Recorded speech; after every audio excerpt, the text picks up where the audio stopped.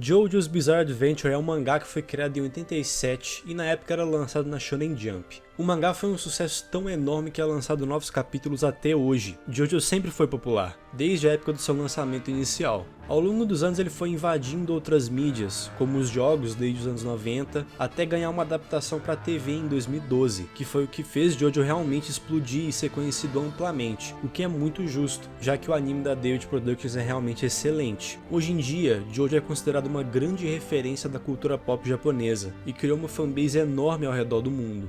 No vídeo de hoje eu vou falar sobre tudo aquilo que fez essa série se destacar tanto das outras, se tornando uma revolução no mundo dos animes. Então, vamos à pergunta: por que JoJo é tão incrível?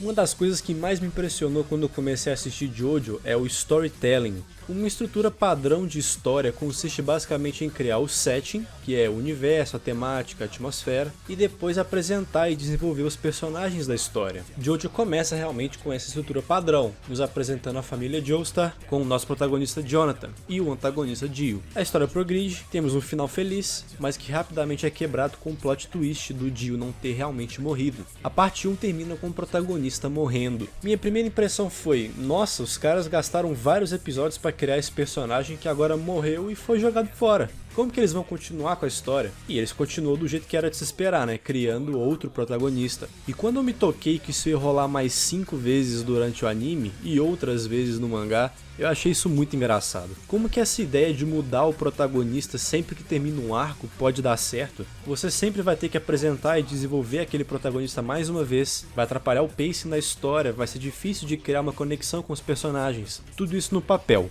porque realmente a ideia teoricamente não é muito boa, mas a execução vai totalmente ao contrário do que se esperaria e funciona muito bem. Porque ao mesmo tempo que você tem uma mudança de protagonistas, eles são apresentados de uma forma interessante por terem vínculos entre si, normalmente familiar. A única exceção de certa forma seria o Diorno, mas ainda assim tem um vínculo com o Dio, com o corpo do Jonathan. Nenhum protagonista é de fato completamente novo, eles sempre carregam o background que os outros protagonistas criaram, que ajuda na parte da construção e a conexão com o público. Mas qual é a real grande vantagem desse estilo de narrativa? Por termos personagens principais mudando em cada parte, o autor não precisa se limitar a simplesmente um tipo de personagem. Na estrutura padrão você cria o seu protagonista e vai com ele até o fim da história. É muito difícil mudar drasticamente a sua personalidade e estilo. Mas em JoJo você tem o gentleman, o malandro, o fodão, o maneiro, o justiceiro.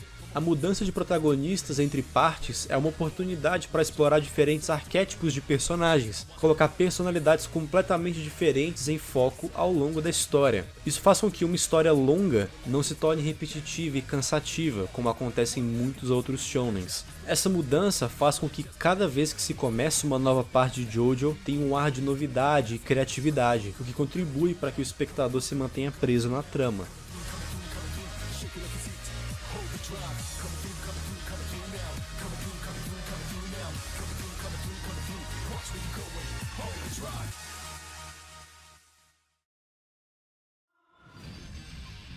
Cada parte de JoJo tem suas próprias características. O protagonista muda em cada transição, mas não só isso, o setting também. A gente começa no final do século XIX, depois vamos para a Segunda Guerra, no final dos anos 80, nos anos 2000. Isso dá uma sensação de progressão de história e torna a mudança de protagonista mais viável. Toda a transição de arco nesse anime é impactante, mudando os personagens, a história, a ambientação. Uma coisa que ajuda muito a ilustrar essas mudanças é a também mudança da direção de arte. Isso é algo que chama muito a atenção, que é como as palhetas de cores e os traços do desenho são completamente diferentes. A parte 1 e 2 tem um design dos personagens absurdamente musculosos e gigantes, uma paródia dos filmes de brucutus que faziam muito sucesso nos anos 80, com Arnold Schwarzenegger, Sylvester Stallone, etc. O que é muito interessante, porque esse estilo de desenho não é tão comum em animes, pelo menos eu nunca vi antes desse jeito tão exagerado. Na parte 3 se mantém o design exagerado dos personagens, mas tem mudanças visíveis. Os traços são bem mais fortes e definidos, e as cores são um pouco mais vibrantes do que antes. Na parte 4 a gente tem um maior impacto nesse sentido, pois a mudança vem em todos os sentidos. Nós temos uma paleta bem mais colorida do que que antes. Muitas e muitas cores aparecem aqui. Até o céu é amarelo, marca registrada da parte 4. Mas a mudança mais notável foi o design dos personagens, que saiu da paródia dos brucutus e foi para algo muito mais natural e proporcional, com traços um pouco mais finos que antes. Na parte 5 a gente já volta para uma paleta de cores mais natural e com cores bem mais vibrantes. O design dos personagens fica mais esguio ainda, acho que fica até um pouco esquisito, mas ainda é bem único. A direção de arte ela é completamente flutuante nesse anime, o que combina muito com a proposta de múltiplos protagonistas e settings, porque dessa forma você tem uma resposta visual para complementar a transição dos arcos, criando ainda mais o ar de novidade e criatividade que eu citei antes. Mas as respostas às mudanças narrativas não são só visuais, mas também sonoras, algo que eu acho fantástico. É a trilha sonora de JoJo. As openings, os temas são todos realmente sensacionais. E a trilha também se adapta às mudanças das partes, o que era de se esperar, porque a trilha sonora é um elemento construtor de ambientação e localização, né? Na primeira parte temos uma trilha clássica, combinando com a temática do século XIX. A segunda parte é algo mais agitado, que traduz bem a personalidade do Joseph. Na parte 3, a trilha tem uma pegada mais de rock, que foi um gênero muito popular nos anos 80. Na parte 4, temos músicas mais modernas, eletrônicas, representando bem a mudança do milênio, o início da era da tecnologia. Na parte 5 também temos músicas modernas, mas com uma pegada diferente da parte 4 por ter uma atmosfera diferente. A trilha sonora complementa a direção de arte nesse efeito de resposta à mudança nas transições de arcos. Mas mudar personagens, settings, conceitos visuais e trilha sonora ainda não era o suficiente. Até as mecânicas de batalha mudaram. A gente começa vendo o poder do Ramon, que é usado na parte 1 e 2, que é um poder legal, mas que não vingaria por muito tempo. Mas a partir da parte 3 nós somos introduzidos às stands, que é uma puta mecânica genial. A liberdade que as stands dão pra trama é absurda. Você pode ter stand de qualquer coisa que quiser, mas ao mesmo tempo não é algo barato que nem simplesmente magia. Tem mais personalidade, carisma.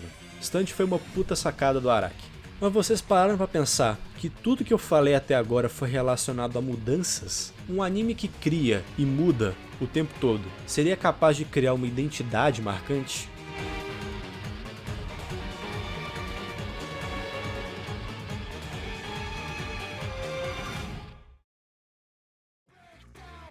Cada parte de JoJo é completamente diferente uma da outra. Se você colocasse a parte 2 e a 5 na frente de uma pessoa que nunca assistiu, ela facilmente falaria que são animes diferentes. Como um anime desses consegue criar uma identidade única, algo que te faz bater o olho e saber de alguma forma que é JoJo? Na teoria, isso é muito difícil, porque se os personagens mudam, a direção de arte muda, as mecânicas mudam, qual é o elemento que vai fazer você associar todas as partes da obra? Bom, não tem como negar que cada parte de JoJo tem muita identidade, cada uma é completamente única, não só entre elas mesmas, mas até quando comparadas com outros animes. E isso é justamente o que cria a identidade de JoJo, o que faz ele ser tão incrível. Essa capacidade de mudar sempre, mas mantendo a essência do desenvolvimento dos personagens, do desenrolar cativante da história, dos problemas absurdos com resoluções absurdas. JoJo cria várias identidades menores em cada parte, criando no final uma única identidade maior.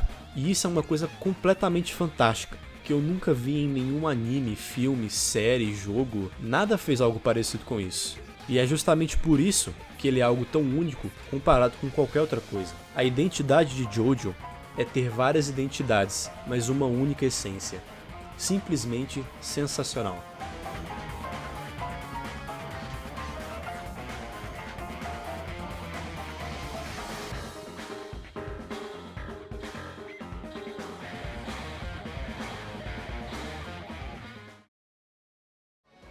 JoJo é uma das obras mais criativas que eu já vi na vida. Ele tem uma narrativa cativante, universo bem construído, personagens carismáticos, mecânicas criativas, uma direção de arte excelente, uma trilha sonora fenomenal, uma dublagem absurda. É uma obra de altíssima qualidade em todos os sentidos. Não é à toa que esse anime tomou as proporções que ele tomou. É engraçado, porque JoJo é um anime que sempre fez referências à cultura pop.